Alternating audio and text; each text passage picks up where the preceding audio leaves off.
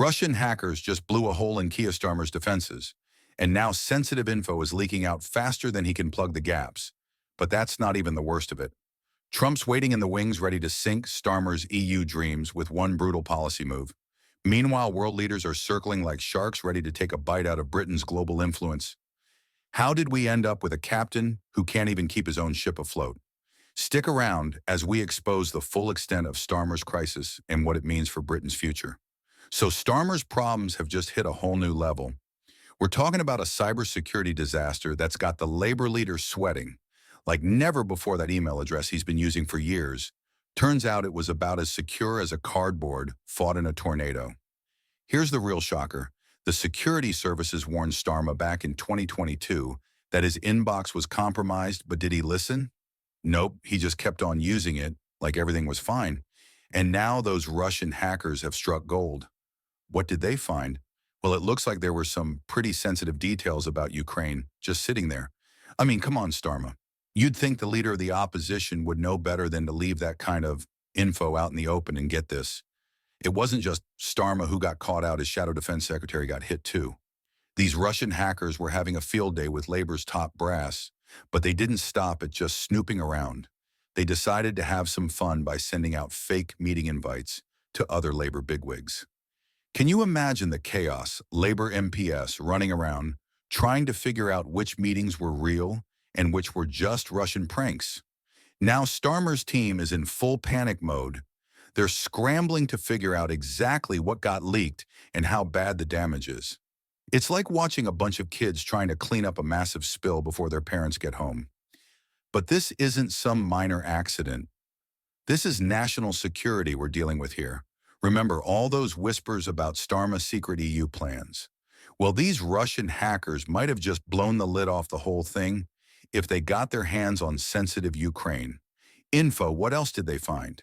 Starm has been playing coy about his real intentions with the EU, but now we might just get a peek behind that curtain. And let me tell you, the timing couldn't be worse for old Kia. He's already on thin ice with the public. What with his flip-flopping on policies and his inability to connect with voters, now add a massive security breach to the mix.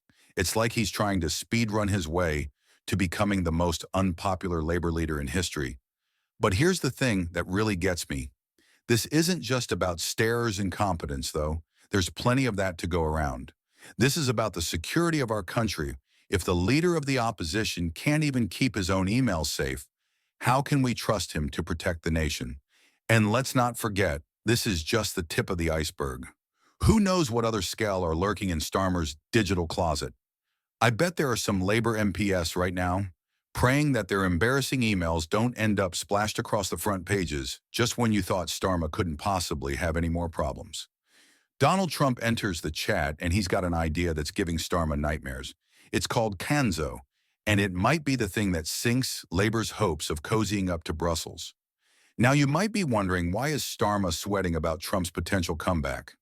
Well, it's because Trump's got this grand plan that could totally reshape the global political landscape and leave Starmer's EU dreams in tatters.